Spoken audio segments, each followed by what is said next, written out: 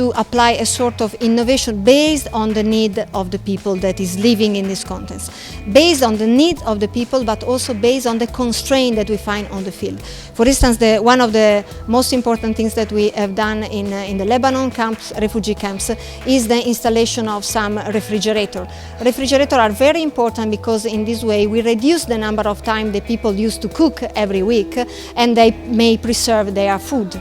And what is the important element is that in order to increase the efficiency of this refrigerator, we have used a very big size refrigerator, but with one problem. The problem is that the people don't want to share this refrigerator. So the innovation that we have introduced in the field try to separate this refrigerator into sub-refrigerator, and every household has its own key in order to preserve the efficiency of the device, but also in order to preserve, let's say, the ownership of this device by the local people.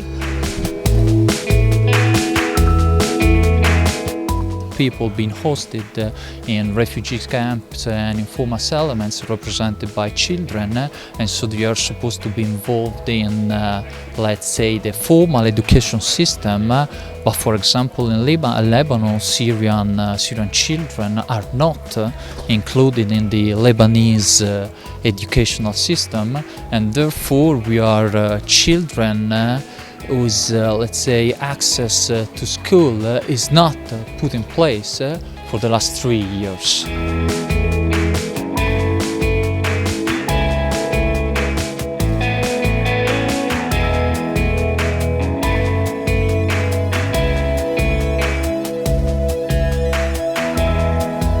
Now in Lebanon we have registered 1.2 million of people, but probably there are even more. Does it mean that there is around the 20-25% of the population of Lebanon that is composed by Syrian refugees?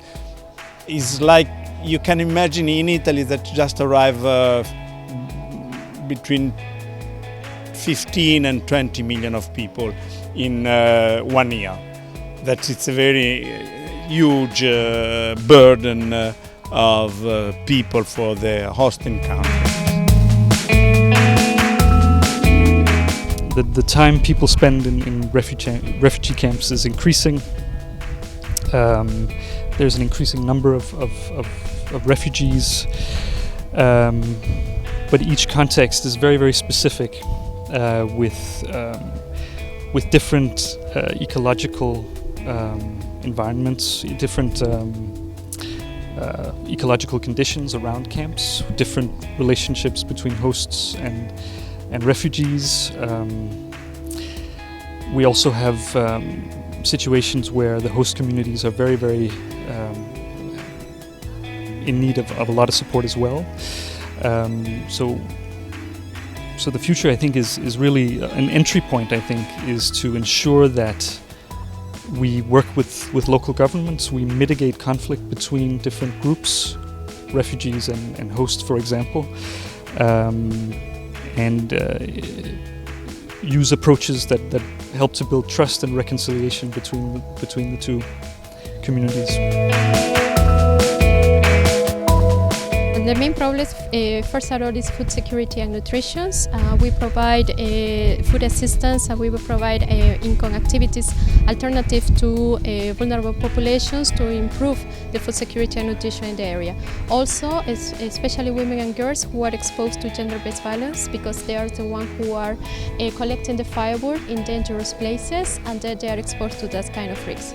So these kind of interventions trying to reduce the risk of women and girls especially to gender-based violence.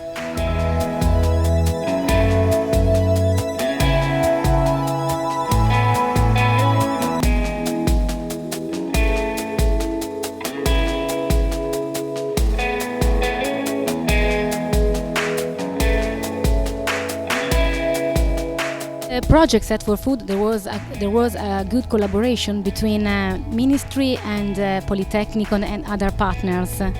Yes, we have organized in Expo more than 30 events, around 35 events, and we've done all of them with different partners, because we wanted to highlight this, that cooperation is a common effort of Italian public institution, of the NGOs, of Institute of Research and universities.